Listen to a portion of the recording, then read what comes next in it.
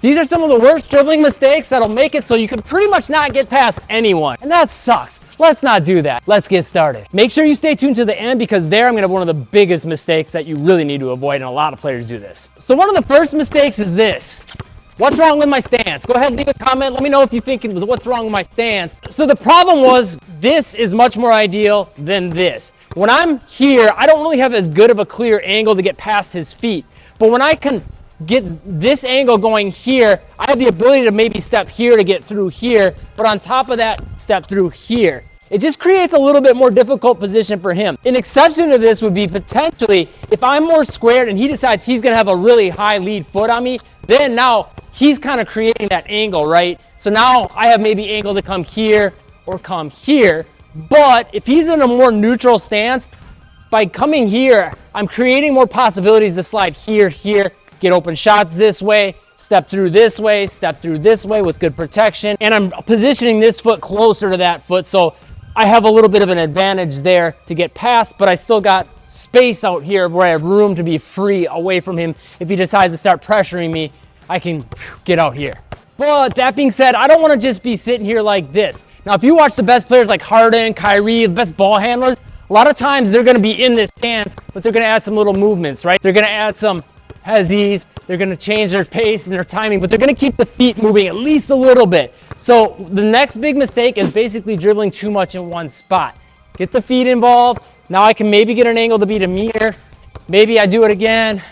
He overcommits, boom, and then I can get this way, right? The more I can move, even if it's small movements. In fact, a really good player to watch with this is Luka. Luka will not make very big movements. He waits for the defense to just mess up enough, and then he takes advantage. It's not always about you moving a ton around the court to create an opportunity. It's about using small movements but staying in control and on balance, waiting for him to mess up, and then I take advantage. Next mistake that's going to make it really hard for you to create anything is if you don't have like certain go-to moves.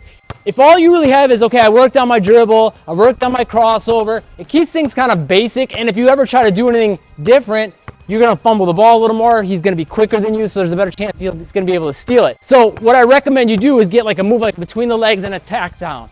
Then from there, Jason knows I have that. Boom. I want to have counter moves for that, right? So I want to have certain like sets of moves that I have down. Good thing to think about is a move, boom, between the legs, a counter move, so Jason sees that coming. I got this one.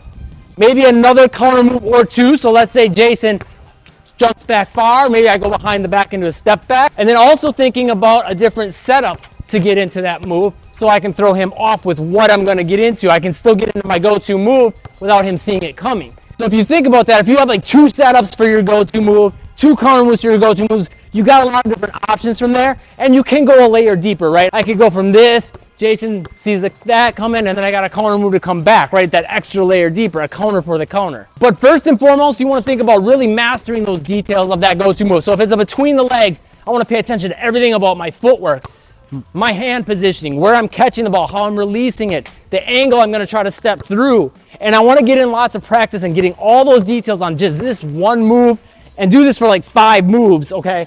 I got a full video I'll link you to at the end. It really goes through this process and you can understand, okay, how to come up with really unstoppable handles. But once I got all those details mastered, then I'm gonna work on the counters, I'm gonna work on the different setups and all of that stuff. So now in game time, I see the opportunity to attack here. I can be really quick and efficient, and even if Jason's good at defense, I can still probably get through and just get that edge on him. That millisecond will matter with getting the angle to get around him and get in front of him. But if Jason anticipates it, I got counters that I'm really comfortable with as well. At the end of the video, I'll also have another video that'll go through some different go-to moves that you can work on. So if you want specifics, they'll be there for you. Next big mistake would be not working on that same move, but different ways. So first master it the specific way where you're stepping back with that back leg, right? I'm dropping down into it.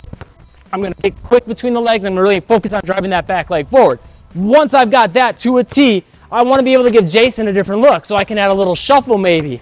I can maybe bounce out the opposite direction. I can work on stepping into it more casually and exploding. I can work on doing it down low. If Jason's hands are down low, I can work on pushing that ball out high. But the more I can mix these things up, the more I can be ready for no matter what Jason does. Jason's got hands high, I can come down low. Jason's got hands down low, I can come up high. Jason decides to crowd me on this side, I can bounce out to the opposite. But I don't want to think, okay, I'm going to go into this between the legs and attack, because guess what?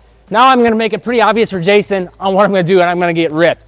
Jason likes cookies, and he's going to eat them religiously. So what we want to do is make sure, again, I have different counters, different setups to get into that move, right? But I don't want to predetermine the move. Now, sometimes, yeah, I'll, in a game, like be like, okay, I've been going this way, doing this over and over and over again. I know if I go here, I'm going to be able to beat them. Every now and then, I'll break something like that out of the bag. But more often than not, you want to put 95% of your focus on the defense and what they're doing, and let your moves just happen naturally. That's why you work on the setups. That's why you work on the counters, and that's why you work on the go-to moves. So if Jason's playing me, play me however you want to play me. Okay, he's there, he's too tight, I can go behind the back, right? He was too close to that side, that makes sense. Jason decides he's gonna play more this side, I think he can get past his foot. I'm just gonna go into a regular drive, right? Overcomplicating it with moves sometimes just doesn't make sense. Behind the back makes sense in one instance. Behind the back there would have been stupid. Would have put the ball right into him. Jason wants to play me a different way. Okay, he's giving me this side. I can slide out here, get in for the layup, right?